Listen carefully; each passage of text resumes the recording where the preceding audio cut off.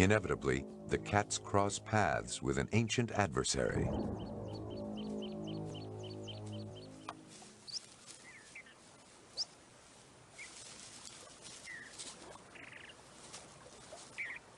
It's a young bear, no older than the puma cubs, and it has trespassed in their domain.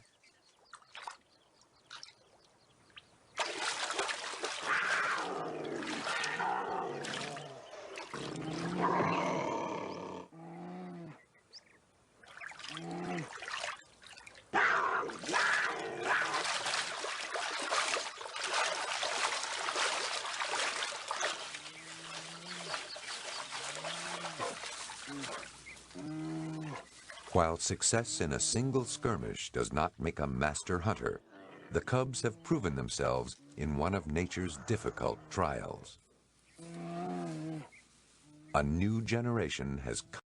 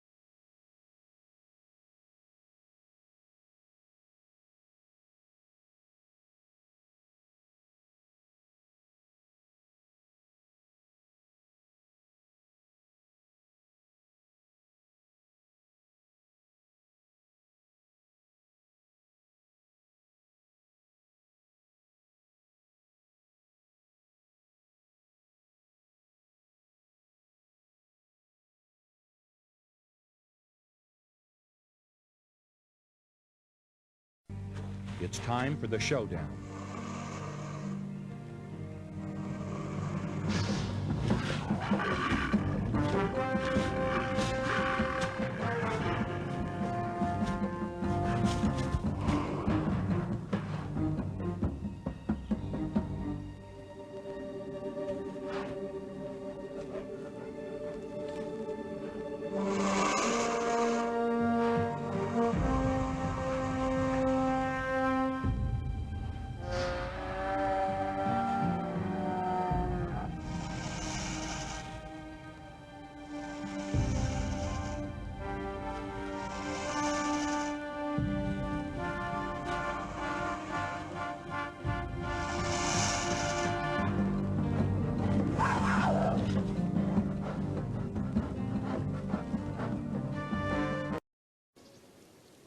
The kitten's relationship with their mother is wearing thin. Feeding 2 ravenous kittens requires a lot of fresh meat. She has to spend more and more of her time hunting in order to keep her family fed. The days under her care are coming to an end. The demands will soon exceed her ability to provide them. For a moment, things look calm. Everyone gets his fill, until a new threat rounds the corner. A 500-pound grizzly bear has caught scent of her kill.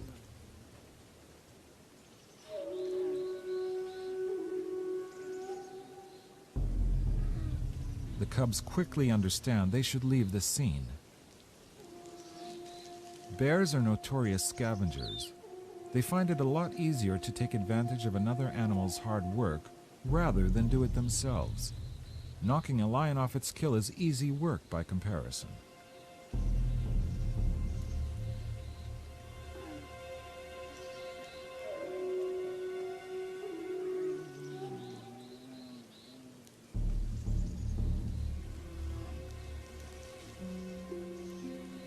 Violent encounters are rare, and however reluctantly, the lion will usually give up the carcass to the bear. But this time, the mother holds her ground.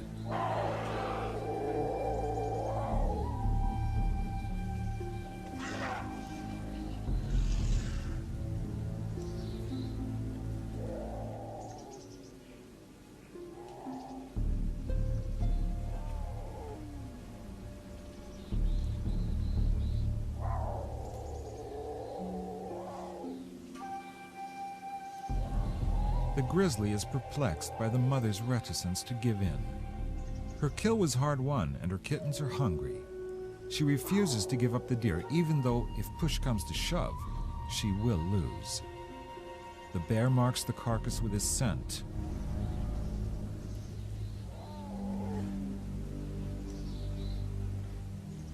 Gouts of saliva assert his claim, and the female still refuses to yield.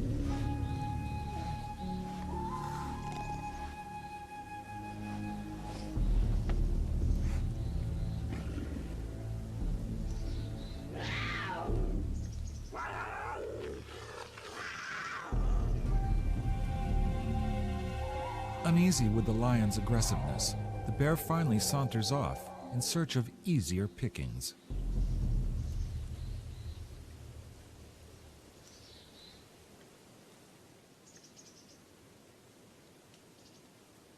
The cats feed on the pure protein of the liver, heart, and lungs, which supply concentrated vitamins and nutrients. Then they turn to the protein-rich meat. But first, they have to yank out the coarse hair.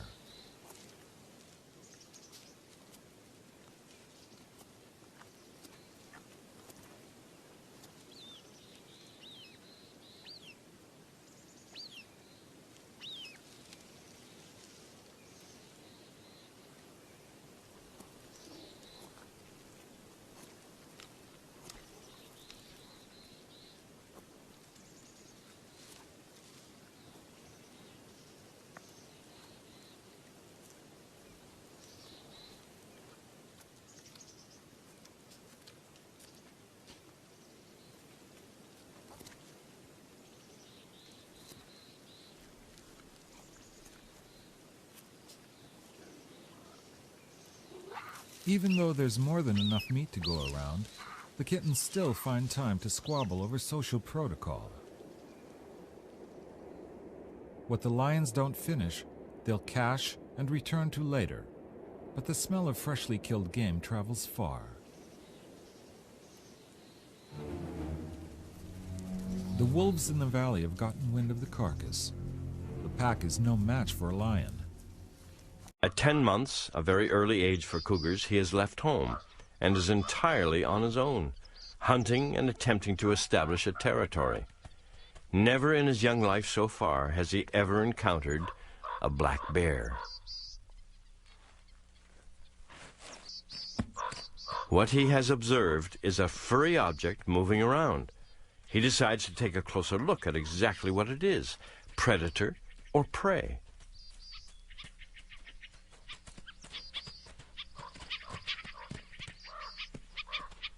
The yearling bear has awakened from his drowsy winter state to forage in the mild weather. After a late winter snack, a bear often returns to its den.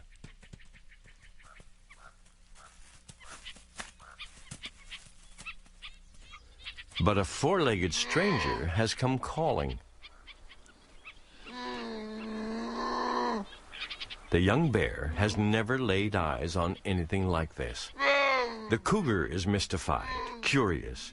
It's possibly a fatal mistake. Curiosity, they say, killed the cat.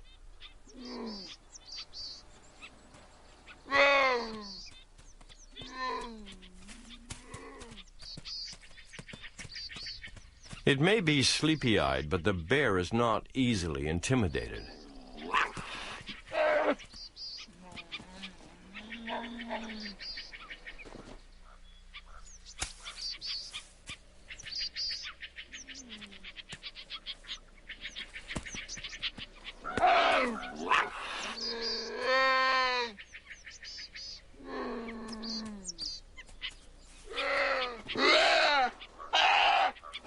Eventually, the bear reacts. Enough's enough.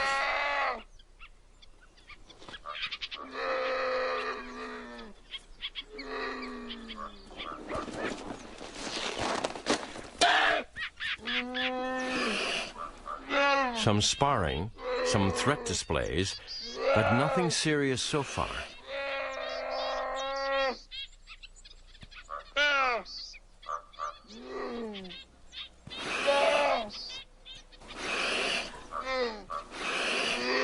Seconds later, the cougar seems to have the upper hand.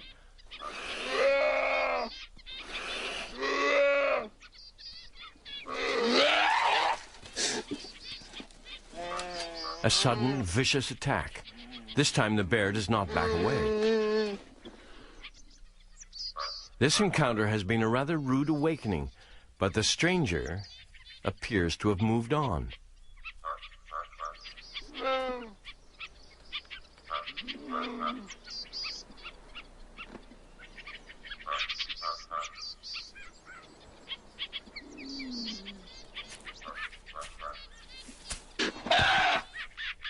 Another sneak attack. But then the cougar lies down in front of the bear almost like a playful kitten. Has it all been exercise? A bit of a romp?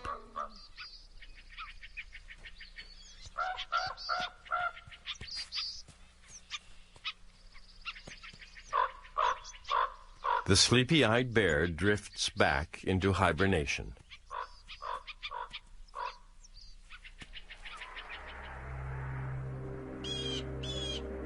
It is also the middle of winter in northern Quebec. Mining operations and mill sites send eerie smoke signals into the sky proclaiming man's expansion into the wilderness. They may have tamed the forest, but not the phantom hermit, the lynx. Paths for hydroelectric towers topple trees, leaving open scars across the landscape. For the lynx who will not cross open, unprotected areas, this creates many problems, including access to snowshoe hare populations.